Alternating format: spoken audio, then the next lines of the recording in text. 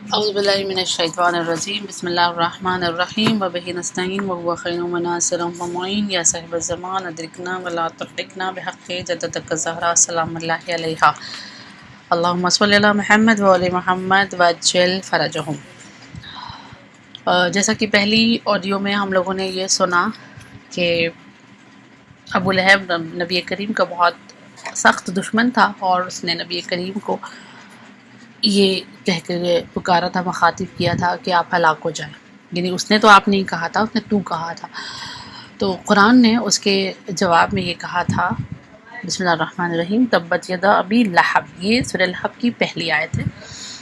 جس میں اللہ نے جواب دیا کہ تو ہلاک ہو جا اور تیرے ہاتھ شل ہو جائے، تیرے ہاتھ ٹوٹ جائے۔ تو سب سے پہلے اس آیت میں تب کا معنی کیا ہے، ٹھیک ہے، اس کے معنی ہم دیکھتے ہیں۔ تب کا معنی ہوتا ہے خسارہ، نقصان، دائمی خسارہ، دائمی یعنی ہمیشہ باقی رہنے والا نقصان، جس کی کوئی بھرپائی نہ کی جا سکے، اس نقصان کو کہتے ہیں تب۔ اور علامہ طبرسی یہ کہتے ہوئے نظر آتے ہیں مجموع البیان میں کہ تب یعنی ایسا نقصان کہ جس نقصان کے بعد ہلاکت نصیب میں آ جائے، یعنی وہ انسان اس نقصان کے بعد ہلاک ہو جائے، اسے تب کہتے ہیں۔ پھر اس کے بعد یہ کہا گیا کہ تب کا معنی قطع کرنا، یعنی ڈکشنری میں اگر اس کا معنی دیکھیں گے، تب کا معنی ہوتا ہے قطع کرنا، کاٹنا، الگ کرنا، اور یہ بھی ہلاکت کے معنی میں آتا ہے کہ تیرے ہاتھ کٹ جائے، تو یعنی ظاہر سی بات ہے یہ ہلاکت ہے۔ تو یعنی کاٹنے کو بھی نقصان کہتے ہیں۔ اب نقصان جو ہے وہ ممکن ہے کہ دنیاوی نقصان ہو، ممکن ہے کہ معنوی نقصان ہو، اور ممکن ہے اخروی نقصان ہو، اور ممکن ہے سارے نقصان ایک ساتھ ہوں۔ تو دنیاوی نقصان یعنی دنیا کا کوئی نقصان ہو جائے، معنوی نقصان یعنی سول والا نقصان، نفس کا، ہمارے نفس کا کوئی نقصان ہو جائے، اور اخروی یعنی آخرت کا کوئی نقصان ہو جائے۔ اب یہاں پر آپ لوگوں کے لیے ایک ہوم ورک ہے، اور وہ ہوم ورک یہ ہے کہ آپ لوگ دنیا کا ایک نقصان جو آپ کو لگتا ہے کہ نقصان ہے، اور معنوی اپنے نفس کا ایک نقصان جو آپ کو لگتا ہے نقصان ہے، اور اخروی آخرت کا ایک نقصان جو نقصان ہے، وہ آپ لوگ ایک ایک ایگزامپل دنیا کا نقصان، معنوی نقصان اور اخروی نقصان کا لکھ کر ہمیں گروپ میں پوسٹ کریں گے انشاءاللہ۔ جن کو دینا ہے جواب، ضروری نہیں ہے کہ ہر ایک انسان کرے، تو دنیاوی نقصان، معنوی نقصان اور اخروی نقصان کی ایک ایک ایگزامپل آپ لوگ ہمیں بھیجیں، تو ہمیں سمجھ میں آئے نا آپ لوگوں نے کیا سمجھا اس سے۔ تو بہرحال نقصان کا معنی ہوتا ہے تب، یعنی ہلاکت، ایسا نقصان جس سے انسان ہلاک ہو جائے۔ تو اب یہاں پر یہ سوال یہاں ایک پیدا ہوتا ہے کہ خداوند کریم نے قرآن مجید کی جو روش ہے، روش کہتے ہیں طریقہ کار، جو اس کا طریقہ ہے، اس طریقے کے خلاف یہاں پر کام کیا ہے۔ یعنی قرآن نے کبھی کسی کا نام نہیں لیا، نام لے کر قرآن کبھی کسی کو اس طرح کی باتیں نہیں کہتا ہے، لیکن یہاں پر اس کے برخلاف قرآن مجید نے ابو لہب کا نام لے لیا نا، تبت یدا ابی لہب، ابی لہب نام لے لیا خدا نے۔ تو یہ اتنی شدت قرآن مجید نے ابو لہب کے لیے کیوں دکھائی؟ آخر ایسا کیا تھا ابو لہب میں کہ اللہ نے نام لینا بھی گوارا کر لیا؟ تو اس کے بارے میں اگر ہم اس کا سوال اگر ہم کو جاننا ہے، تو ہمیں یہ پتہ کرنا پڑے گا کہ ابو لہب کی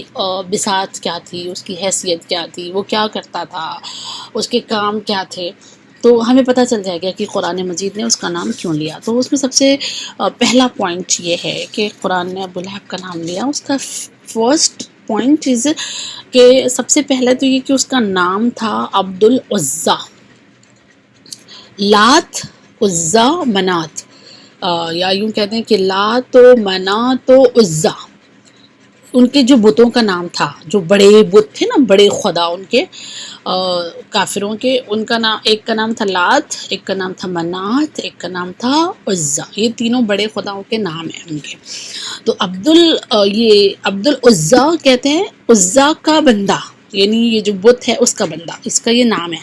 ابو لہب کا ریئل نیم جو ہے وہ عبد العزیٰ ہے، اور وہ جو ابو لہب ہے وہ اس کی کنیت ہے، کنیت یعنی بیٹے کے نام سے جو پکارا جاتا ہے، وہ اس کی کنیت، جیسے مولا کائنات کو ابو الحسن کہتے ہیں، حسن کے بابا، تو ابو لہب کا بابا جو کنیت ہے اس کی، اور یہ کنیت اس کی اس لیے انتخاب کی گئی کیونکہ اس کا چہرہ جو ہے وہ ہمیشہ سرخ رہا کرتا تھا، اور وہ ہمیشہ جو ہے وہ بھڑکتا ہوا چہرہ ہوتا تھا، اس کا آگ ببولا رہتا تھا غصے میں ہمیشہ وہ. تو لہب آگ کو کہتے ہیں، اس لیے اس کا جو نام کنیت پڑی، جو لوگ اس کو کہنے لگے وہ ابو لہب کہنے لگے. اور جو اس کی وائف تھی اس کا نام تھا جمیل، اور یہ ابو سفیان کی بہن تھی. صحیح، ابو سفیان کی بہن. اور یہ دونوں جو مل کر نبی کو اتنا ستاتے تھے، اتنی سخت دشمنی رکھتے تھے، اور اتنا زیادہ نبی کے ساتھ بد زبان تھے کہ نبی کو بہت اذیت پہنچتی تھی، بہت زیادہ تکلیف دیتے تھے نبی کو. اب وہ کیسی تکلیفیں دیتے تھے، ان میں سے کچھ اگزامپل یہاں پہ دیے گئے ہیں، جس میں سے پہلا اگزامپل یہ ہے کہ ایک راوی ہے جس کا نام ہے طارق محاربی. طارق محاربی ایک شخص کا نام ہے. وہ کہتا ہے کہ ذل مجاز، I repeat، ذل مجاز. ذل مجاز ایک بازار ہے جو مکہ سے تھوڑے سے دوری پر عرفات کے نزدیک ہے. عرفات کا میدان جو حج پہ گیا انہوں نے دیکھا ہوگا، عرفات کے نزدیک میں ذل مجاز ایک علاقے کا نام ہے. ذل مجاز بازار تھا وہاں پہ. وہ کہتا ہے طارق محاربی کہ میں اچانک وہاں پہ پہنچا تو میں نے دیکھا ایک بہت خوبصورت سا جوان ہے جو یہ پکارتا ہوا راستے پہ چل رہا ہے کہ اے لوگو قولوا لا الہ الا اللہ تفلحوا. لوگو لا الہ الا اللہ کہو تاکہ تم فلاح پا جاؤ، تاکہ تمہیں نجات مل جائے. اور اس کے پیچھے پیچھے ایک شخص چل رہا تھا اس جوان کے، اور وہ اس جوان کے پیروں پہ پتھر مارتا تھا، اور اس طرح سے مار رہا تھا کہ ان کے اس جوان کے پیر سے جو ہے وہ خون رس رہے تھے، خون بہہ رہا تھا اتنا زیادہ. اور وہ چلا چلا کر یہ اس شخص کے پیچھے پیچھے یہ کہہ رہا تھا کہ اس کی بات نہیں سننا، یہ جھوٹا ہے، یہ جھوٹا ہے، اس کی بات نہیں ماننا. تو طارق محاربی کہتا ہے میں نے لوگوں سے پوچھا کہ یہ جوان کون ہے جو آگے چل رہا ہے، جو اس طرح سے قول لا الہ الا اللہ کہہ رہا ہے. تو لوگوں نے بتایا کہ یہ پیغمبر ہیں، یہ اس کا گمان یہ ہے کہ یہ پیغمبر ہے، اور وہ ہم لوگوں سے کہتا ہے کہ یہ پیغمبر ہے، یہ محمد ہے. اور یہ جو پیچھے چل رہا ہے بوڑھا، وہ اس کا چچا ہے ابو لہب جو اسے جھوٹا سمجھتا ہے. یہ فرسٹ روایت، یعنی کسی اذیت دیتا تھا یہ. پھر سیکنڈ روایت میں یہ آیا کہ ربی ابن عباد، نام ہم رپیٹ کرتے ہیں، ربی ابن عباد. وہ کہتا ہے کہ میں اپنے باپ کے ساتھ جو ہے رسول اللہ کے قبیلے میں گیا تھا، اور میں نے وہاں پہ دیکھا کہ رسول اللہ کے پاس جو بھی کوئی جاتا ہے تو رسول اللہ اسے بتاتے ہیں کہ میں اللہ کی طرف سے بھیجا گیا نبی ہوں، میں تمہیں ڈرانے کے لیے آیا ہوں، خدا یگانہ کے سوا کوئی یگانہ خدا نہیں ہے. اور اس وقت ہم لوگ دیکھ رہے تھے کہ جب یہ محمد مصطفیٰ اس طرح کی باتیں لوگوں کو بتاتے تھے اور دعوت دیتے تھے، تو ایک انسان ایسا آتا تھا جو اس کے پیچھے پیچھے چلتا تھا اور پکار کر یہ کہتا تھا اے قبیلے والوں، اے لوگوں جو تم لوگ آئے ہو، یہ پاگل ہے، یہ تمہارے لات اور عزا کے خلاف تمہیں بھڑکاتا ہے، یہ تمہیں ذلت کی طرف لے جائے گا، تمہیں ذلالت کی طرف لے جائے گا، اس کی باتیں بدعت ہے، اس کی باتوں پہ کان نہ لگانا، اس کی پیروی نہ کرنا، یہ تمہیں گمراہ کرنے کے لیے آیا ہے. تو وہ کہتا ہے کہ میں نے پوچھا کہ یہ کون ہے، تو مجھے بتایا گیا کہ یہ اس کے چچا ابو لہب ہے. یعنی کوئی قبیلہ بھی اگر آتا تھا کچھ اپنی فلاح بہبودی کے لیے، ہدایت کی باتوں کو سننے کے لیے، تو اس سے بھی یہ جو ہے گمراہ کر کے لوٹا دیتا تھا. اور ایک تیسری روایت میں آیا ہے کہ مکے کے باہر کوئی گروہ جب شہر میں داخل ہوتا تھا، مکے سے باہر جو کوئی بھی لوگ آتے تھے جب، اور آنے کے بعد سب سے پہلے جو ہے نبی سے بات کرنی ہوتی تھی ان کو، لیکن نبی سے ملنے سے پہلے وہ چونکہ یہ بڑا ہے، بزرگ ہے، چچا ہے، تو لوگ پہلے اس سے ملتے تھے اور اس سے مل کے نبی کے بارے میں سوال پوچھتے تھے کہ وہ کیسے ہیں، مجھے ان سے ملنا ہے، ملاقات کرنی ہے. تو کچھ لوگوں کو تو یہ وہیں سے لوٹا دیتا تھا، اپنے پاس سے ہی واپس کر دیتا تھا، یہ کہہ کر کہ تم اس کے پاس کہاں جا رہے ہو، وہ تو ایسا ہے کہ وہ دیوانہ ہو گیا. یعنی لٹرلی وہ یہ ورڈ استعمال کرتا تھا کہ وہ میرا بھتیجا ہے اور وہ دیوانہ ہو گیا ہے اور وہ انڈر علاج ہے، یعنی ہم لوگ ابھی اس کا علاج کر رہے ہیں، اس کو معالجے کی ضرورت ہے اور وہ ہلاک ہو جائے. یعنی ان لوگوں سے بھی وہ یہ کہتا تھا اور وہاں سے ان لوگوں کو یہ واپس کر دیا کرتا تھا، لوٹا دیا کرتا تھا. تو یہ جو ساری باتیں ہیں، یہ جو روایت ہے، اس سے یہ پتہ چل جاتا ہے ہم کو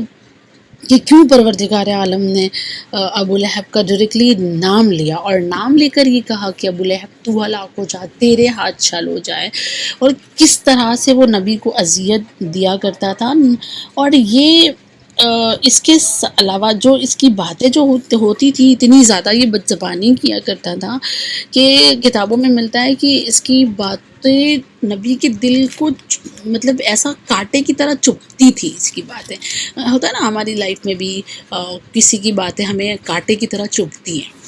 تو ویسی باتیں یہ نبی کے لیے استعمال کیا کرتا تھا، ویسا کیا کرتا تھا. اور یہ جو تھا نبی اس وقت کے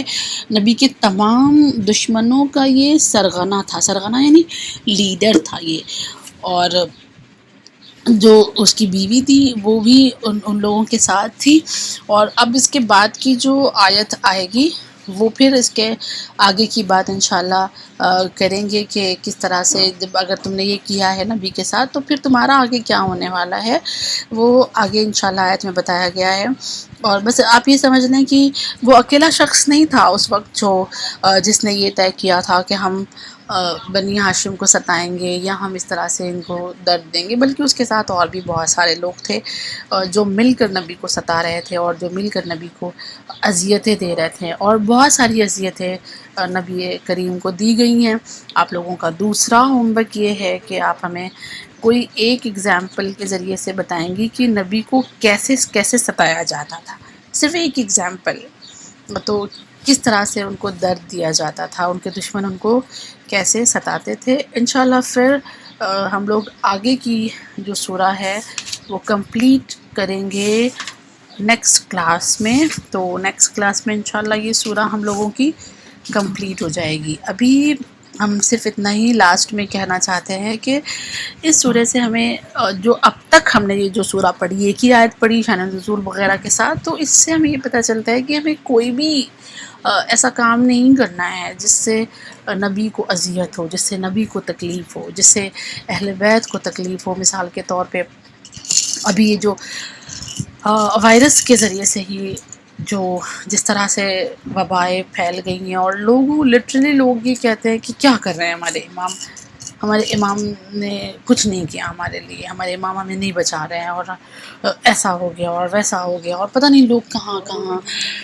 جانے کی کوشش کر رہے ہیں. کوئی قرآن میں بال ڈھونڈنے کی کوشش کر رہا ہے، اس سے شفا لے رہا ہے. یعنی یہ گمراہی کی ایک طرح کی حد ہم لوگوں نے کراس کر دی ہے. اور اس کے علاوہ بھی بہت ساری باتیں ہیں. تو یہ ساری باتیں، یہ ساری حرکتیں ہماری جو ہے وہ اہل بیت کو، خصوصاً امام زمان کو بہت رلاتی ہیں. انشاءاللہ ہم ابو لہب کی لسٹ میں نہیں آنا چاہتے اور اہل بیت کی خوشنودی حاصل کرنا چاہتے ہیں، انہیں خوش رکھنا چاہتے ہیں، ان کو راضی کرنا چاہتے ہیں. لہٰذا ہم کوشش کریں کہ ہمارا ہر عمل ایسا ہو جس سے اہل بیت انشاءاللہ راضی ہو، اور اہل بیت راضی ہوں گے تو خداوند کریم بھی ہم سے راضی ہو جائے گا. وصلی اللہ علی محمد و آل محمد.